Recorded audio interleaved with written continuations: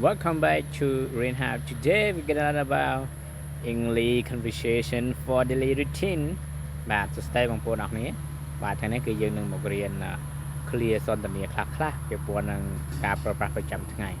អូខេហើយមុននឹងចូលទៅដល់មេរៀនយើងលោកគ្រូសូមណែនាំបងប្អូនអរគ្នាសម្រាប់បងប្អូនអរគ្នាចង់បានសៀវភៅភាសាអង់គ្លេសយកទៅរៀនឲ្យខ្លួនឯងបន្ថែម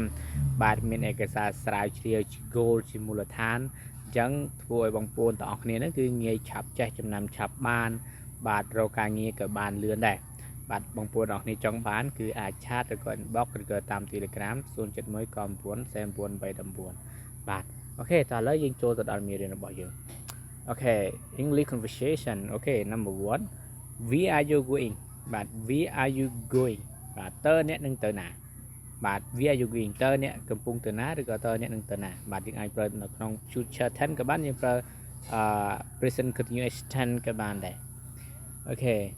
where are you going តើអ្នកនឹងទៅណាអូខេ number 2 I am going to the store បាទ I am going to the store បាទថាខ្ញុំកំពុងទៅហាងបាទក្នុងនេះគឺយើងប្រើpresent continuous tense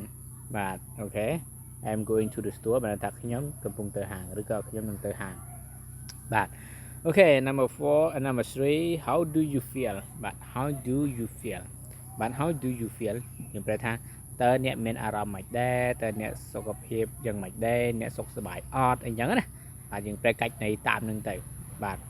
ទៅតាមបរិបទទៅតាម context អូខេ number 4 I feel happy today I feel happy today បាទបើថាខ្ញុំមានអារម្មណ៍ថាសប្បាយថ្ងៃនេះខ្ញុំមានអារម្មណ៍ថាអូរំភើបតែម្ដងអញ្ចឹងណាបាទអូខេ number 5 are you busy are you busy បាទ are you busy និយាយថាតើអ្នករវល់ទេបាទ are you busy នេះនិយាយថាតើអ្នករវល់ទេបាទបើយើងរវល់យើងថា yes I am បាទបើសិនជាយើងមិនរវល់ no ទៅគេ no ទៅយើងនិយាយថា no ទៅបាទភាសានិយាយគេអត់សូវប្រកាន់ប្រមាណទេបងប្អូនគឺយើងនិយាយធ្វើម៉េចឲ្យគេស្ដាប់បានគេយល់អូខេហើយបាទ number 6 do you understand do you understand បាទ do you understand និយាយថាតើអ្នកយល់អត់បាទបើយល់យើងអូខេបើមិនយល់យើងឲ្យគេបញ្ចូលបន្ថែមមកបាទ do you understand បាទអូខេ number 7 can I help you can I help you បាទ can I help you យើងនិយាយថាតើខ្ញុំអាចជួយលោកបានទេតើខ្ញុំអាចជួយអ្នកបានអត់បាទបើបាន yes បើអត់បាន no ទៅបាទអូខេ yes I need assistant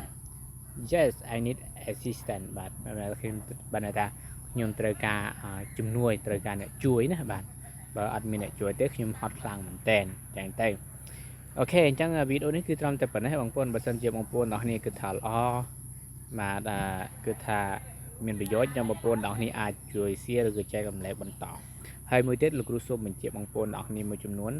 ភាសាអង់គ្លេសវាប្រែប្រួលទៅតាមបរិបទបាទវាមិនមែនមានន័យមួយកន្លែងទេវាមិននៅមួយកន្លែងត្រឹងទេបាទអញ្ចឹងវាប្រែប្រួលទៅតាមបរិបទអញ្ចឹងបងប្អូនទាំងគ្នាសិក្សាគឺយើងរៀនឲ្យបានច្រើនទៅគឺយើងនឹងយល់តាមនឹងទៅបាទ